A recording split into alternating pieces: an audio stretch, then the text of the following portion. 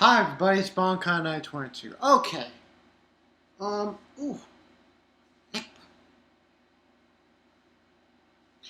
Um,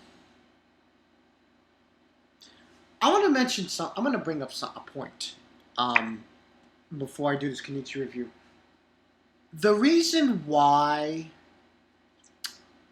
this one guy was saying, "Oh, how boring," saying how I read through it. Well, the reason why I read through it is to dissect it, to tell you what happened, and to give you my analysis on it. So, I suppose, later on in the reviews, that I do, I go in depth because I tell you what happened in chapter in depth. Some people don't do that, so I just want to mention that. So that's the whole point with me. I like to go precisely, tell you what happened, what the story was, what I'm giving it, my thoughts were. That's the whole bit of my review. And on that topic, let's get into Kenichi.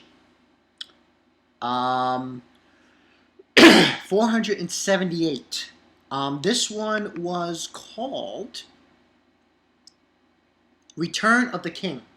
And we get an interesting page with Konika, Kenichi's sister. Yeah, we're getting in there. Got a page of Miyu's father. Interesting fact there. And we see chaos in Tydad subsides with the return of the thought-to-be-dead Jihan. And we get some people in helicopters saying, "There he is, Hangu-sensei, he looks hurt. Hurry." This was just a more or less conclusion. This is the conclusion of the climax. So on and so forth.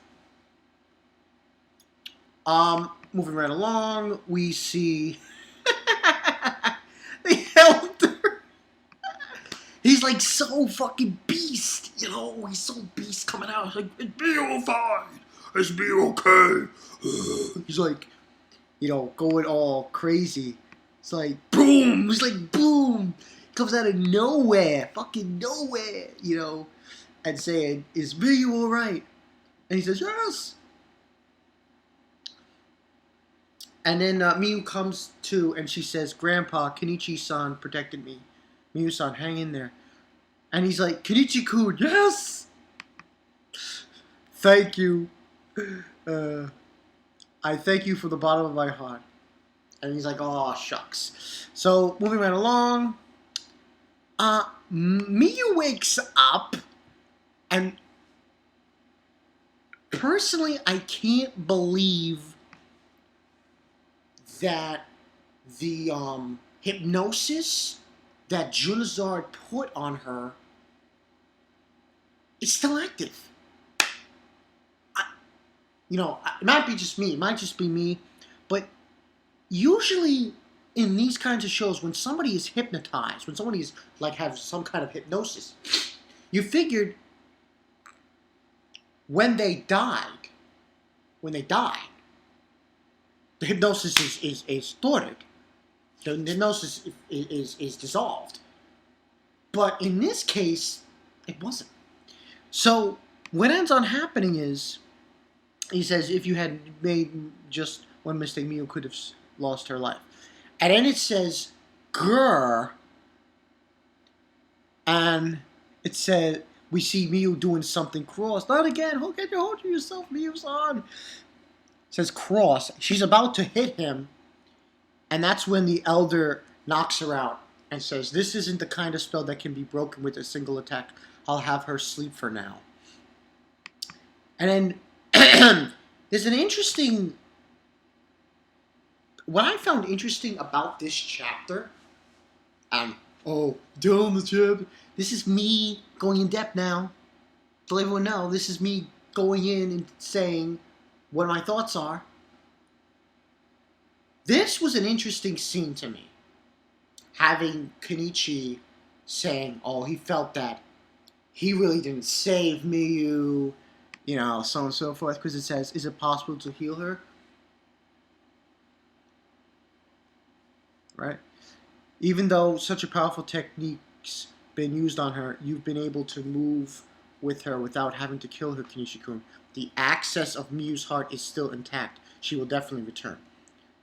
And he's like saying, so I didn't save Miu-san after all. Her powerful heart saved me.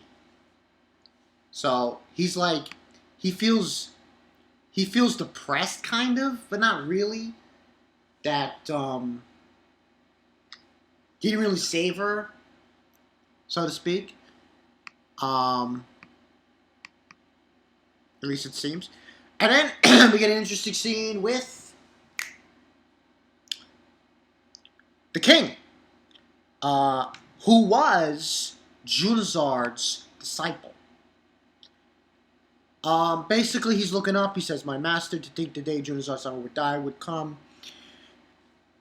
You who were a being who had perfect skill as a warrior, but if I had to say, you had one shortcoming: the ability to raise your disciple." And he's going on, you tried to make your disciple's soul into a heartless clump of martial arts, but it failed. For I respected you as my master and adored you like a father. And that's what he's saying here. And he's saying, farewell, guru, so on and so forth. And Hongo Kumbo walks off and says, if you want revenge, get a little bit more stronger and take me on as anytime you want. And, he says, you're not worth killing now. And Saki's like, are you even conscious? Let me go. I don't need your help, Sakaki. I still have to settle things with you. How about we do it now? He says, Saki. And Kenichi's like, terrible. Like, to suggest, yeah, they're going to fight now. After everything that went down. No, they're not going to fight.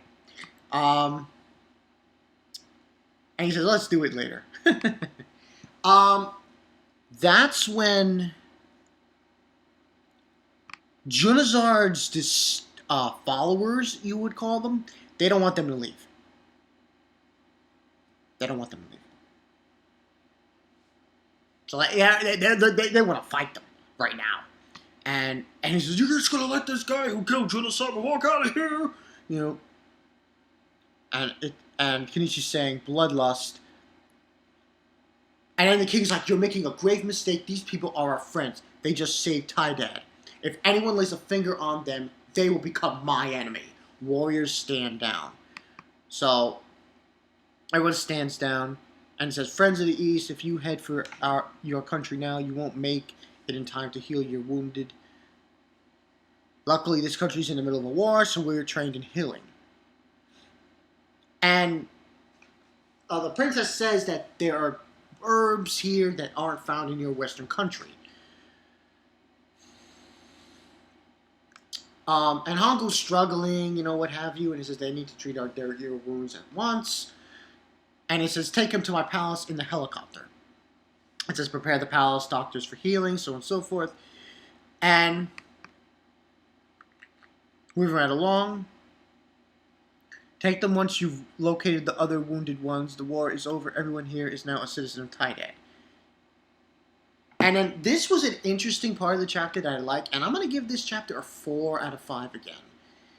These Kenichi chapters are very good, and I have to say one thing clearly. This chapter taught a lesson to Kenichi about the relationship between disciples and masters. As the elder is telling him, masters raise disciples and disciples raise masters. Junazard, you never thought to learn anything from your disciple, did you? Jihan was abandoned by the master he believed in and nearly died. It must be an emotion he'll never understand for the rest of my life, since I know only the master's rules in Baku. And then the elder's telling him, you should be glad you're our disciple, Kenichi. So, and that little girl going to Kenichi, I thought you died in the avalanche. Time no see, he says.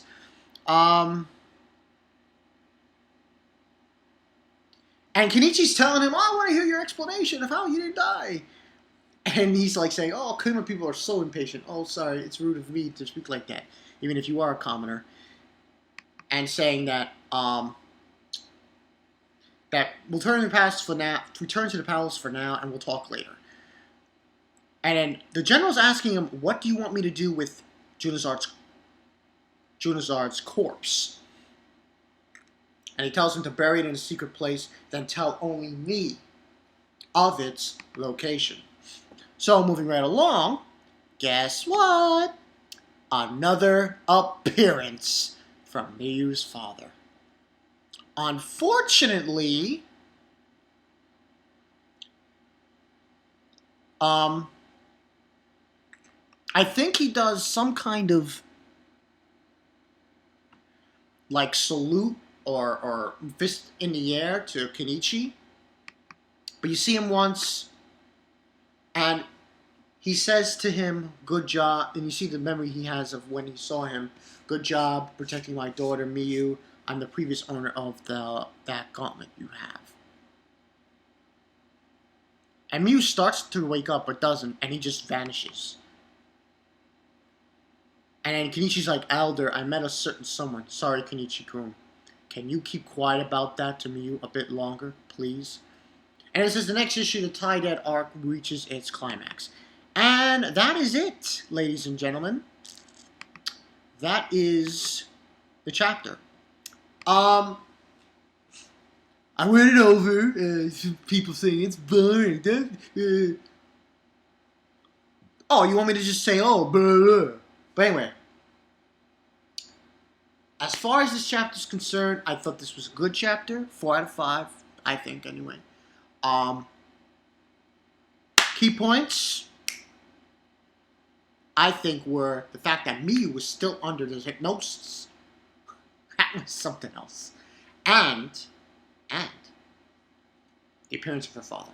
I think that he has realized, Kenichi, that Miyu's father really has almost like kind of given him, has thanked him in a way. And I think what's going on here is the elder doesn't want him to say to Miyu about his father yet, her father yet. Not yet. He wants him to keep quiet still about it. Personally, I don't know why, but it's interesting. It's interesting. I like what's going on here. This is really in depth what's going on here. This with this chapter. So we'll see. I mean, now it's the conclusion. So, I mean, anything's possible. So yeah, things are gonna get interesting now. I think. Hopefully they'll heal Miyu. They'll snap the hypnosis on her. I personally like the fact that that even though he died, still was going on. So yeah, good review. Balcony 22. See you guys later.